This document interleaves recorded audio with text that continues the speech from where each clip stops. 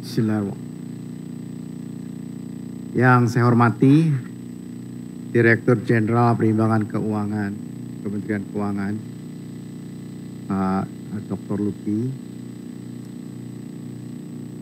Pak Profesor Bambang Brojonegoro yang on the way, kemudian dan yang terhormat Mr. Sam Porter, Counselor Economic Governance, DFAT, and also David Neller, Director of Prospera, para rektor universitas atau yang mewakili, dan para kepala bapeda provinsi yang hadir atau yang mewakili, para perwakilan kementerian dan lembaga, serta para pejabat eselon 1 dan 2 di Kementerian Perencanaan Pembangunan Nasional, Bappenas. Assalamualaikum warahmatullahi wabarakatuh. Selamat siang, salam sejahtera bagi kita semua. Om Swastiastu, Namo Buddhaya, salam kebajikan. Hari ini kita akan mengikuti seminar, sebuah rangkaian dari serial analisis kebijakan makro fiskal dengan di bawah judul kualitas belanja transfer ke daerah. Dan tentu saja topik ini sangat relevan sebab tahun 2024 adalah tahun akhir dari RPJMN 2019-2024 dan kita akan segera memasuki RPJMN berikutnya dan artinya akan memasuki rencana pembangunan jangka panjang nasional yang berikutnya. Tadi juga sudah dilaporkan mengenai besaran alokasi transfer ke daerah yang sudah cukup luar biasa. Tadi penghitungan saya ada sekitar 2,3 kali atau 2,35 kali dibandingkan dari 2022 ini, 2023 ini ke 2010. Ini luar biasa, dan tadi juga disampaikan sudah sepertiga dari apa yang dari seluruh APBN kita yang menjadi TKD.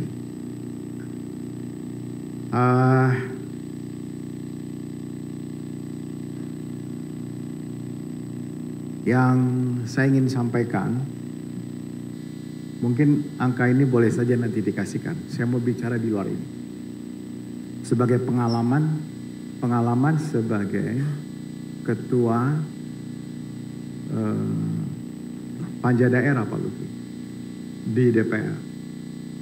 Jadi partner saya pada waktu itu adalah pemerintah. Yang menurut saya itu tidak bergerak, tidak pindah dan tidak bergeser dari isu yang pada waktu itu saya di posisi DPR berhadapan dengan pemerintah. Mulai kami diskusi mengenai instrumen yang kita pakai untuk membagi DAU itu dengan adil, kemudian menemukan apa yang disebut dengan indeks Williamson dan seterusnya. Ada perdebatan antara daerah-daerah kepulauan dan daerah-daerah darat yang cara perhitungannya mesti berbeda. Apalagi hari ini kita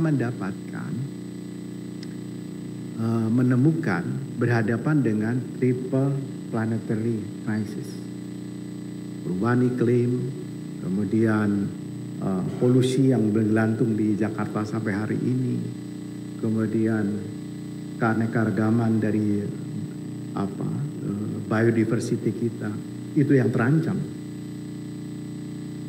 Ini sebentar lagi kami akan ada rapat tingkat menteri terkait dengan perubahan iklim yang dahsyat akibat-akibatnya. Berapa pulau yang akan tenggelam, ada daerah yang sudah hilang Kita lihat sendiri yang di Demak itu desanya dan seterusnya. Dengan demikian sebenarnya, apakah cara perlakuan transfer ke daerah itu harus simetris? Itu pertanyaan besar kita. Dari dulu saya sudah pernah mengingatkan. Jadi waktu saya masuk di sini juga, saya juga tidak bisa melakukan apa-apa. Tapi karena ini bicara seminar, bicara ini adalah bicara berpikir, bicara mengenai apa yang akan lebih baik dan lebih baik lagi dalam transfer ke daerah ini. Mungkin harus tidak penting sebenarnya apakah earmark atau tidak earmark, mandatory atau tidak mandatory. Sebenarnya tidak penting buat daerah itu sebenarnya. Kalau menurut saya, pengalaman di beberapa negara, hampir semua transfer ke daerah itu mandatory, dikunci, earmark, nggak bisa ngapa-ngapain, kecuali memang pendapatan asli daerahnya. Tapi kalau yang seperti kita, nggak mungkin. Negara sebesar Amerika Serikat sendiri untuk kesehatan misalnya, itu mereka intervensinya luar biasa dengan CDC-nya di seluruh jazirahnya Amerika Serikat, tak terkecuali. Sebagaimana yang kita praktekkan pada waktu kita menghadapi pandemi. Jadi menurut saya, cara kita melihat atau meletakkan ini si transfer daerah yang kita sebut ada dana alokasi umum, kemudian dana alokasi khusus, kecuali mungkin dana bagi hasil, itu mungkin harus dibongkar lagi, Pak Luki. Cuma undang-undangnya kan sudah ada. Nah ini karena ini seminar, saya mau nantang aja kalau kita mulai yang ke depan. Karena kalau kita berkutat di situ, itu sudah tidak relevan untuk menghadapi Indonesia 2045. Sama sekali tidak relevan. Sekarang saya tanya, Jakarta memang dari sisi fiskal dia udah nggak bisa apa-apa, nggak mampu dan seterusnya. Sudah hebat bisa.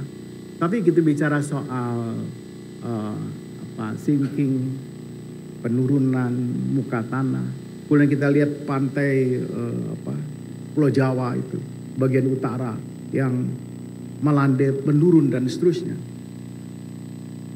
Kan kalau kita berikan hanya juga pada tanggung jawab nasional, itu sama beratnya. Jadi menurut saya memang harus ada satu perubahan yang luar biasa di dalam TKD ini. Gak bisa lagi menurut saya dengan cara-cara yang sekarang ini. Kita kemudian bilang, earmark kenaikannya sekian, 7 Kalau perdebatan kami dulu, saya paksa ngomong dulu, bersama yang nyusun ini otonomi daerah Pak Rias Rasid, kan sebenarnya dana alokasi khusus itu kan diperuntukkan yang lama-lama dana dari KL itu digerus diberikan kepada daerah. Karena menyangkut pada kewenangan konkuren yang dimiliki oleh daerah. Di luar 6 kewenangan mutlak itu absolut, kewenangan konkuren itu adalah milik daerah gitu. Tapi kan kemudian cara kita melepaskan pelan-pelan itu kan tidak terjadi bagi para KL-KL itu. Ya. Itu sekarang gini. Kami menyusun misalnya berapa Pak Ervan? 62 waduk secara nasional. Ada irigasi primer. Ada yang nanti belum terisi airnya. Ya. Bagaimana ngikutinya dengan sekunder dan tersier berikutnya? Kalau itu tidak di primer nggak bisa, tetapi harus ke sekunder. Itu nggak bisa dan di sekunder bagi ke tersier. Gimana ini? Daknya gimana itu? Itu yang menurut saya contoh terakhir adalah soal jalan.